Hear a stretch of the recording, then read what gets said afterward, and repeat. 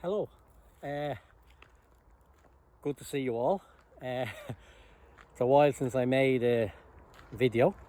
I've sort of been in the bardos, as they call it, the consciousness stream of life, and trying to figure out what's going on. And there is a lot going on, as everybody knows.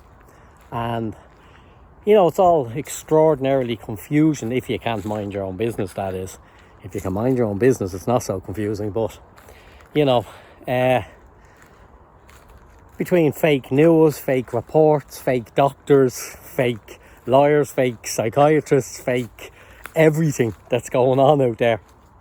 And then there are the few who really know what they're talking about, and unfortunately it seems to be that the ones who know what they're talking about seem to be getting drowned out by the people who don't. And so I'm not claiming that I know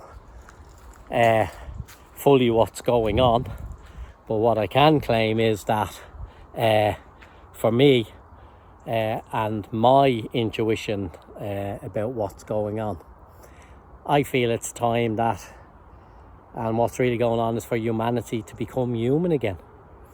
At a time when artificial intelligence is becoming so powerful and so intelligent and so strong that people are beginning to act like robots, as if they can't think for themselves anymore. And, that's not good, because, the one thing that all these computers, whatever, don't have is they don't have consciousness.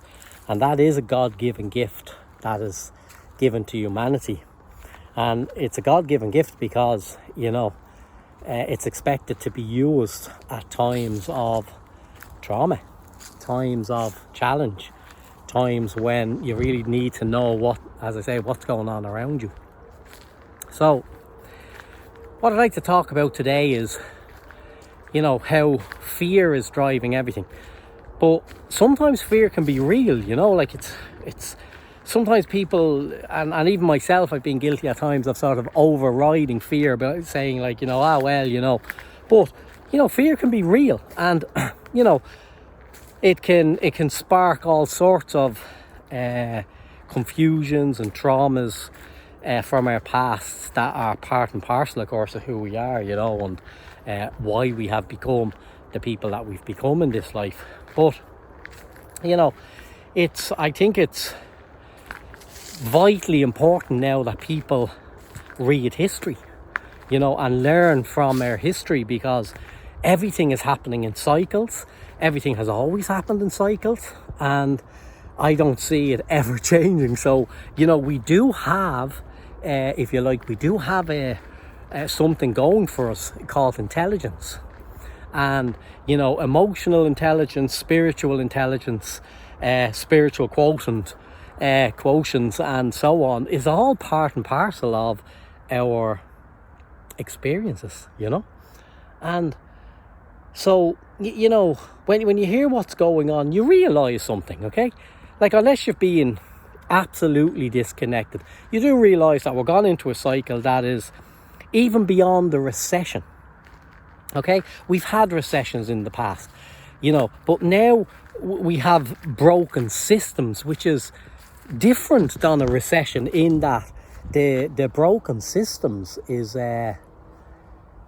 something we want if those systems haven't been supporting humanity and humanity's message. But whilst they're breaking down, people who used to depend on them are going into unstable states of panic and fear and depression and all anxiety. And the whole thing is to make sure that when these things are happening to you, that you have some sort of basis for them, because otherwise they're just called free-floating anxiety, which any psychotherapist or psychologist will tell you. Free-floating anxiety is the worst, because it's just floating there and it just doesn't seem to have a connection to something. And that's why we go to therapy, to ground it in, or to connect it to something. So for anybody who is suffering at the moment from free-floating anxiety, as it's called, I'll give you a simple tool. And even though I once trained as a psychotherapist, as a lot of you know, I don't really use psychotherapy now, haven't for many, many years, because I've put together a different type of program, a more common sense program, if you like. It's halfway, I suppose, between a life coach and a spiritual aspirant or spiritual teacher or whatever you want to call it. And when I say spiritual, I'm not talking about putting down any other religion or caste or creed, because any religion that puts down another religion is not a religion at all. It's a dictatorship. And so, this is not about putting down any of that. As I say, it's about taking this free-floating anxiety that is going around and grounding it. So let's ground it into being prepared for what's coming down the track. So what's coming down the track? Okay. So talking to some friends of mine who know what they're talking about, and I know that they know what they're talking about because they've been talking about it for years and they have proven their understanding of it. Okay, so basically what they're saying is, right, we have a situation where we go into these cycles, and the last great cycle, the Great Depression, it's how we come out of it is far more important than when we're in it. So because there is a formula to come out of it, and that formula is the same formula that has always worked in the past and probably always will work. And it's where that we are going into a austerity period, okay? But what does austerity really mean? Well, I'll tell you what it means for me. Austerity means that I don't now have to go and spend $200 on a meal that I can cook at home with a couple of friends for $10 and have good company to boot. Austerity should be bringing people who are of a spiritual element, if you like, into a state where we realize, oh, okay, so basically what's going on is that we are being asked not to be so attached to our materialistic world, and measure ourselves by what you have or you don't have, and that's really what austerity is good for. It's like, imagine that you can, get to a stage in your life where you can invite over, half a dozen of your friends, okay? And sit down and cook them a meal, or have them share a meal with you, or bring something or whatever, so that everybody is fed, Everybody not only fed with food, but fed with love and fed with compassion and fed with listening, and being listened to. And, do you really need to, go to an expensive restaurant for that or whatever? Well, I don't think so. Not that there's anything wrong. If you have the abundance and you want to go and, splash out on these things, that's fine. But what I'm talking about is, being prepared, as I say, for what's coming. And so what I believe is coming is we are going to have a bit of a crash in the markets. Currency is definitely under attack for, many positive and negative reasons. They're just trying to do away with paper money. All of this, of course, has to do with control. Whether we like it or not, it's about control, positively or negatively. And these are just my opinions, by the way, I'm not saying it's absolutely correct or absolutely wrong. I'm saying this is my opinion. And as we all know, we are entitled to our opinions. So really, all these controls, here's a positive element of one of those controls, okay? So if you have people out there who have, stashed money away that they've got illegally, or, by making other people suffer or whatever, if all of a sudden money becomes not paper money anymore, they're going to have to just walk away from that money. But the damage is already done. They're certainly not going to be able to go in with their hundreds of millions and go, hey, can you exchange this into whatever this new thing they're talking about, bitcoins and discoins and digital monies or whatever. So there's that element.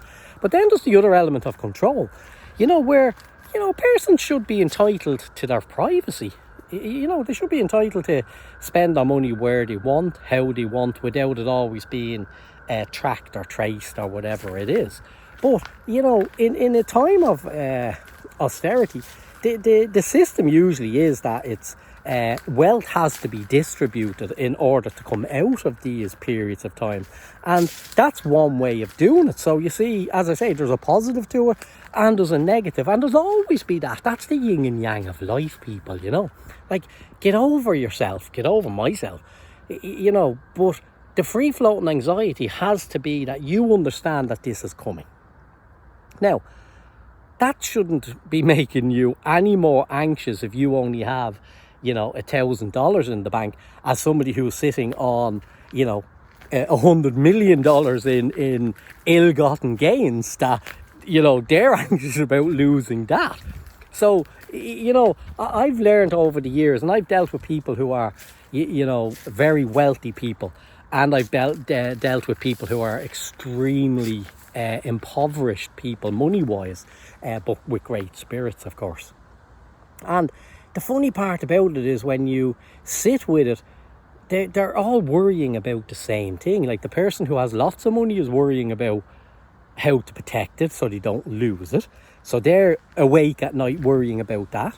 The person with just a little bit of money are awake at night worrying about how they're going to pay the landlord their next rent or whatever it is.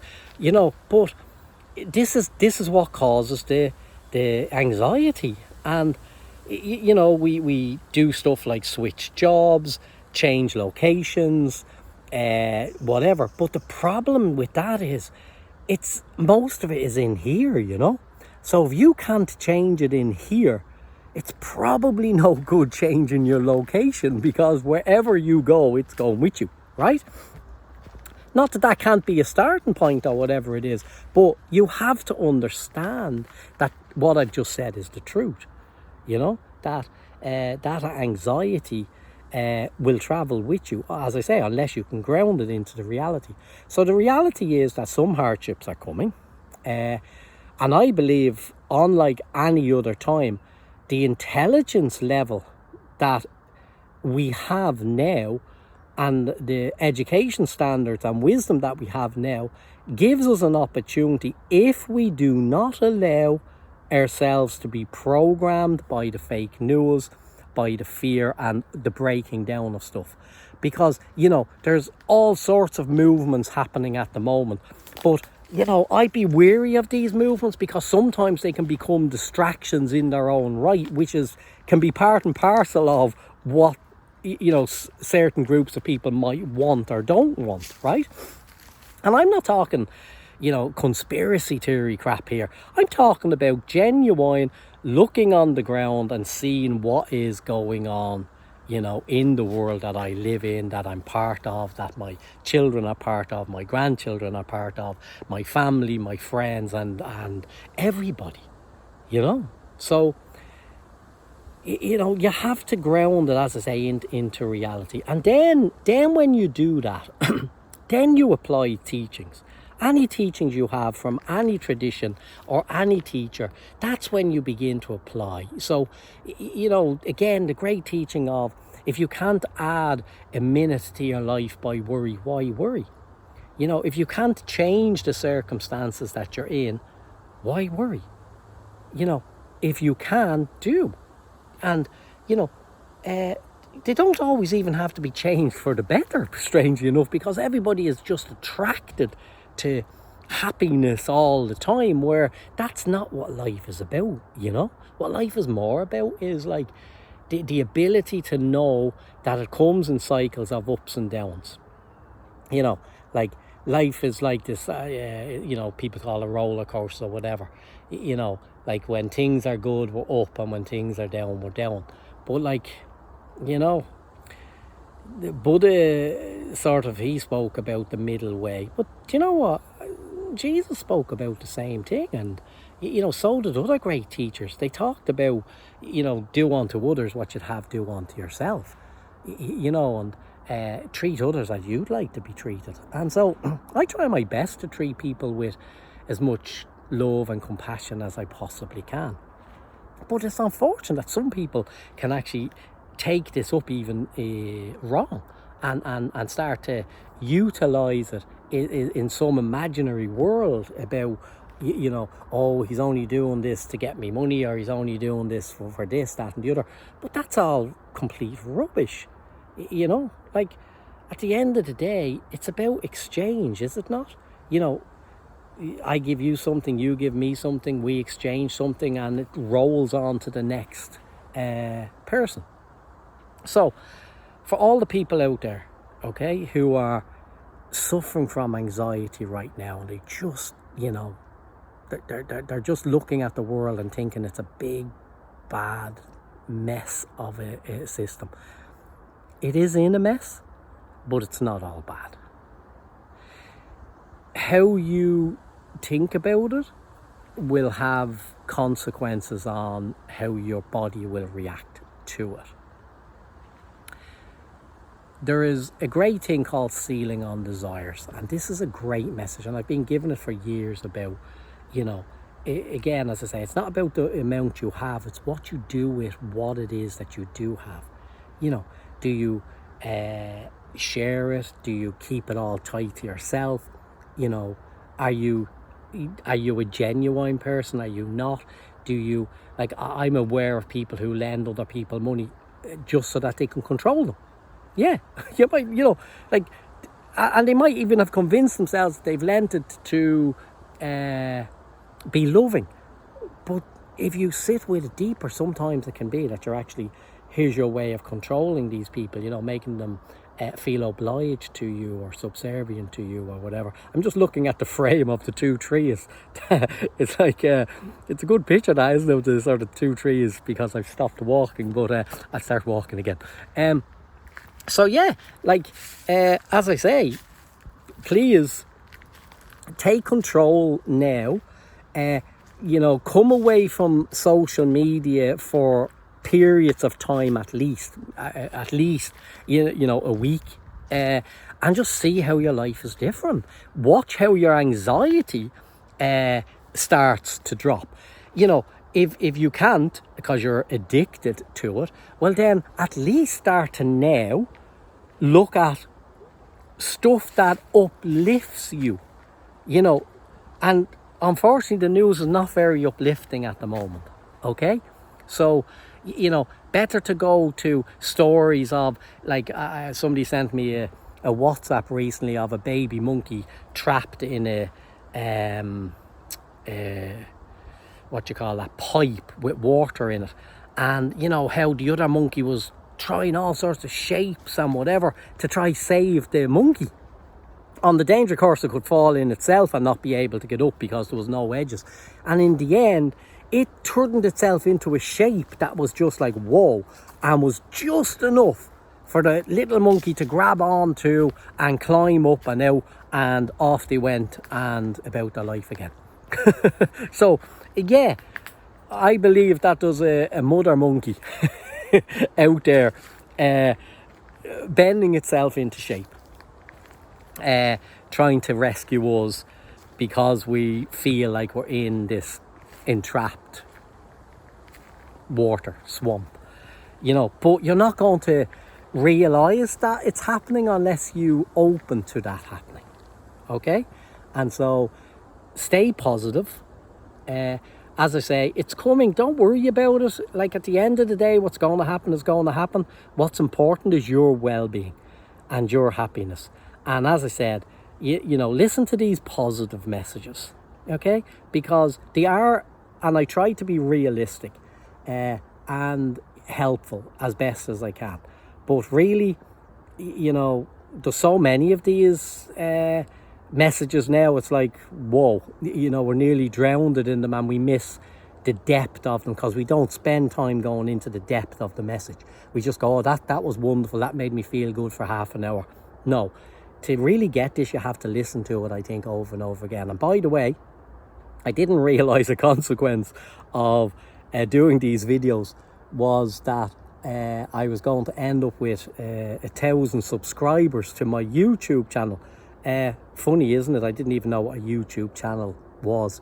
Thanks to my team for creating a YouTube channel. I can barely use this phone, no matter other stuff. But so thank you for looking at these videos. Thank you for subscribing, because obviously, seemingly, the team were saying the more people subscribe, the more airing or something these things get, and more people might be helped. So if you're not a subscriber, maybe you would, you know, and then you'll get a notice or something that the next time I make one of these videos for you. So look, I honest to God, I love you all.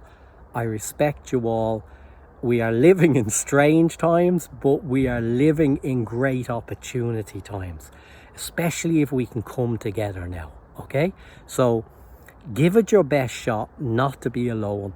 Give it your best shot to group with light workers, with people of the same positive mindsets. And, you know, look, support each other, love each other, and respect each other's views, no matter what they are. And if they don't align with yours, that's okay. Lift up into your 5D level of who you are, 5D consciousness, which says, you know what? Everything is perfect as it is. I'm perfect the way I am. You're perfect the way you are. Let's live life more happy, but it's okay when things get a little crappy, because we have the tools to deal with that too. Thank you, and thank you for listening. Enjoy the rest of your day. Bye.